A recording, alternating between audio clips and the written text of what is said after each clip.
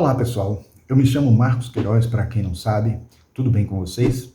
Eu estou aqui com esse vídeo para trazer para vocês uma resenha de um livro que eu já venho falando aqui direto para vocês, que é o Manual do Tarô, de Raju Banzaf. Esse é mais uma publicação da editora Pensamento desse autor alemão, né? Subtítulo é Origens, Significados Ocultos, Instruções e os 12 Métodos Práticos de Tiragem das Cartas.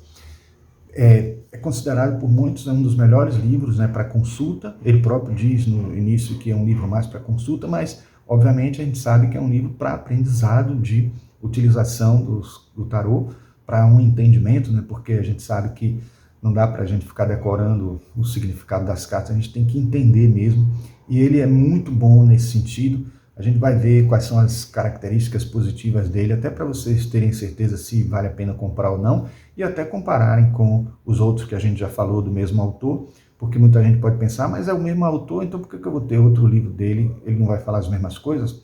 Mas é isso que a gente vai esclarecer logo depois da nossa vinheta, ok? Então aguardem aí.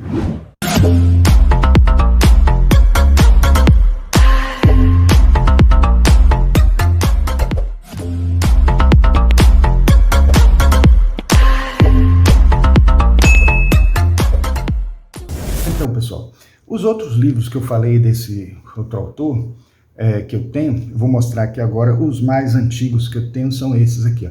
Primeiro é esse aqui, que realmente é um livro de consulta, que ele, de certa forma, ele, assim, abdica na necessidade de ter as cartas, quem tem esse livro, porque ele já serve como consulta o próprio livro. Então, no começo do livro tem uma parte aqui, ó, que você pode fechar os olhos e colocar o dedo em cima, e ao cair num determinado número, você vai aqui ao número da página, e ao chegar ao número da página, você encontra qual é o arcano que você acabou encontrando e faz a leitura assim, desse jeito. Então você não precisa das cartas, né? E tem aqui interpretação em vários aspectos, né? Cada arcano tem a interpretação em vários aspectos. Então esse é um livro que já me chamou bastante atenção pela ideia criativa. Eu já tinha um outro livro que tinha uma proposta mais ou menos parecida com essa, que é esse aqui, mas não é do mesmo autor, que no caso é Ney Naif, né? A ideia de não ter as cartas, não precisar ter as cartas, né? Consulte o tarô. Só que esse, em vez de ter aqueles números para você colocar o dedo com o olho fechado, você tem as páginas aleatórias, para você não já saber quais são as cartas na ordem. E aí você abre aleatoriamente e aí vai encontrar um arcano específico, aí faz a leitura. Então essa é uma outra proposta para consulta também, mais diferente de Raju Banzaf. Um outro livro que eu tenho dele, que é já de algum tempo, né? É esse aqui, que é o Tarô de Crowley, Palavras-Chave. É um livro que, acho que é o único livro que eu tenho que fala sobre o tarô de Aleister Crowley, né? É de Raju Banzaf e Brigitte Teller. Ela faz junto, né? Ele escreve junto com essa autora, é da editora Madras, né? Mas os livros que eu falei a respeito nesse instante, né, são esses dois aqui que a gente já fez resenha, certo? Que a gente fez recentemente, porque foram livros que eu adquiri há pouco tempo, apesar de não serem livros novos.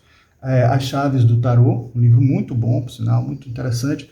Ele é um livro que eu já comentei aqui, ele tem... É simples, porque ele tem cada página um significado de um arcano, mas de uma maneira bem didática, interessante e sintética. E esse é a Jornada do Tarô, o Tarô e a Jornada do Herói, que é uma proposta parecida, mas com algumas diferenças, porque ele traz aqui com mais riqueza de detalhes as informações de cada arcano, com uma ilustração muito bonita, isso também eu já comentei. E a proposta daqui, o Manual do Tarô, é bem diferente desses outros dois, porque esse daqui, ele faz uma coisa interessante aqui, ele faz a interpretação do tarô de Marselha e a interpretação do tarô de Rider-Waite, os dois juntos. E mostra até diferenças entre eles, o que pode complementar uma interpretação, ou até semelhanças muito próximas também da interpretação dos dois. Agora o que eu vou fazer é o seguinte, eu vou passar a câmera para o outro lado, para a mesa, para que a gente possa ver o livro com mais detalhes, tá certo? Então, pessoal, vamos ver agora o conteúdo do livro, né? Assim, abrindo ele para vocês verem como é que ele está estruturado. Então, eu queria mostrar para vocês aqui de início, né? Que ele tem, assim, uma introdução, origem, tal. Depois, falando, né, sobre o nome do tarô, né? O significado da palavra tarô em si. Aí tem os diferentes decks, falando dos diferentes decks, né? Os termos, né? As definições dos termos. Aí a gente tem, assim, os caminhos para habituar-se às cartas, a interpretação das cartas invertidas, né? E aí ele começa com os arcanos maiores. E é nessa hora que eu vou mostrar a vocês que ele tem uma página inicial mostrando sobre as instruções para o uso, né, do livro a partir daqui, falando dos arcanos maiores. Então, ele começa falando da interpretação dos triunfos, desde o louco até o mundo, né, elaborado com base nos seguintes esquemas. Então, o título, o arquétipo, a letra, o número, Jung, citações. As citações nem sempre são de Jung, mas tem muitas que são de Jung. Mas assim, a gente vê que no título ele fala o nome da carta, em inglês, em francês, a tradução em alemão, etc. O arquétipo, mencionando os arquétipos que são mais próximos, né, do significado de cada arcano. A letra hebraica, né, que há aquela controvérsia, né, em relação a ser, onde começa o Aleph, onde começa, aqui ele traz também os números, né, o significado numerológico, as citações. Aí você tem as imagens, né, associadas, né, que correspondem aos temas, o símbolo do tarô de Marsella, o símbolo no tarô de Waite. Então, né, nesse ponto aqui que está o diferencial, porque ele mostra justamente o significado nas duas cartas, que muita gente pensa que é a mesma coisa, que muda só o fato de uma ter simbolismos em todos os arcanos e outra não, mas não é só isso a diferença. Então, o segundo plano, né, que apresenta, né, elementos adicionais de informações, né, como se fosse amplificações, vamos dizer assim, analogias, né, que possíveis outras interpretações que podem acontecer dentro da essência do significado da carta, a mensagem em si que a carta tenta transmitir para a gente, qualidades, objetivos, sombra, né, interpretação tradicional, positiva e negativa, e aí ele traz geralmente um pouco o significado lá segundo Rider-Waite, né, e segundo os clássicos livros de Marsella. Uma síntese, observação geral da carta, experiência cotidiana, história, excerto literário. Então, traz sempre assim algo que ajuda a gente a ter exemplificações, né? Aí ele fala aqui uma coisa também muito interessante, que é novidade, né, eu não via em livros ainda, falando da estrutura dos arcanos maiores, falando, né, o que eles representam no seu conjunto. Então, por exemplo, os arcanos 1 e 2, os pais celestiais do herói, que eu até citei recentemente em um outro vídeo, quando eu falei, né, sobre a sacerdotisa, se não me engano. Os arcanos 3 e 4, né, seus pais terrenos. O arcano 5, sua formação. O 6, a decisão de abandonar a casa dos pais. 7, a partida. 8, a experiência da responsabilidade pessoal. 9, a procura do si mesmo. 10, o encontro com o destino. 11, a tentação da força. Aí a gente tem o 12, o encontro com si mesmo.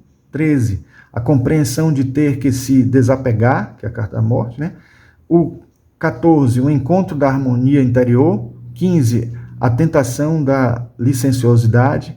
O 16, a frustração dos objetivos estabelecidos. O 7, novas esperanças. O 8, os medos subjacentes. O 9, a triunfante vontade de viver.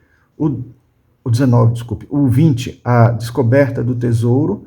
E o 21, o reencontro do paraíso. Então essa é uma leitura assim de uma sequência do que seria o significado dos arcanos maiores. Aí depois ela tem aqui falando de alguns simbolismos, né, e arquetípicos, significado dos números, né, e aí começam os arcanos maiores, né, do jeito que eles falaram, descrito nessa sequência com as informações. Aí tem sempre a ilustração em preto e branco, né, mas a ilustração de cada arcano no Rider-Waite e no de Marsella. Aí você tem isso para todos, né, os arcanos maiores. Aí a gente vai passar, de vez em quando vem uma informação adicional que a carta exige, né? De um simbolismo, de uma ilustração, de um desenho. E adiante ele tem aqui uma associação à Cabala bem interessante, né? Que é nessa parte final aqui, mostrando as letras do alfabeto hebraico da Cabala, né? E aí a gente tem o arcano 11, o arcano, aí vai. O 12, tal. Aí vamos pular aqui até o último dos arcanos maiores, para que a gente veja o que é que vem depois. Aí tem o 21, mundo, né? E aí o alfabeto hebraico e o resultado do valor numérico, porque vai ser importante para os arcanos menores. O método Crowley para ter o resultado de cartas pessoais. Aí a gente entra nos arcanos menores em si. Então, base de interpretação das cartas da corte, começa com as cartas da corte. Aí tem instruções para o uso das cartas da corte. Aí vem os 4 elementos. Os aspectos essenciais da psique masculina e feminina e seus lados luminosos e sombrios. A interpretação das cartas por números. As sequências de cada elemento. E aí ele vem mostrando cada uma, né? Colocando primeiro. Aí ele mostra aqui uma coisa interessante. Aquela mesma sequência que ele fez dos arcanos maiores, ele faz para os arcanos menores. Só que ele fala no caminho de um sentido e no sentido oposto, né? Então, de paus de Ás a 10, aí do outro lado a gente tem de paus de 10 a Ás. Então ele fala de uma sequência de significados, né, que a gente vai encontrar para cada naipe, né? Então isso é bem interessante. Depois a apresentação de cada um dos arcanos menores, dividido em naipes, né? Falando dos elementos, começando pelo rei, né? Depois a rainha, o cavaleiro, depois o valete, aí depois em ordem decrescente, de 10 até o Ás, né? Então ele faz isso para todos os arcanos menores, né? Divididos em naipes, certo? Aí por último aqui, aí tem copas. E aí no final ele tem os métodos de tiragem das cartas, que é justamente um subtítulo do livro, né? Indicações para o uso, como embaralhar e tirar as cartas, a pesquisa da quintessência e sua interpretação.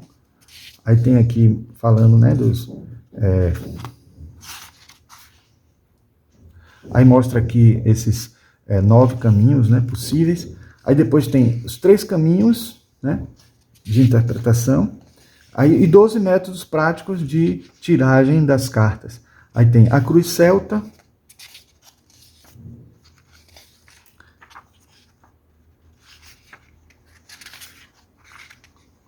a cruz em si, encantamento mágico dos ciganos, a mandala astrológica, que é muito usual também, as pessoas juntam conteúdo de tarô com astrologia, aí vem cada casa aqui com seu significado, para quem não domina ainda o significado das casas da astrologia.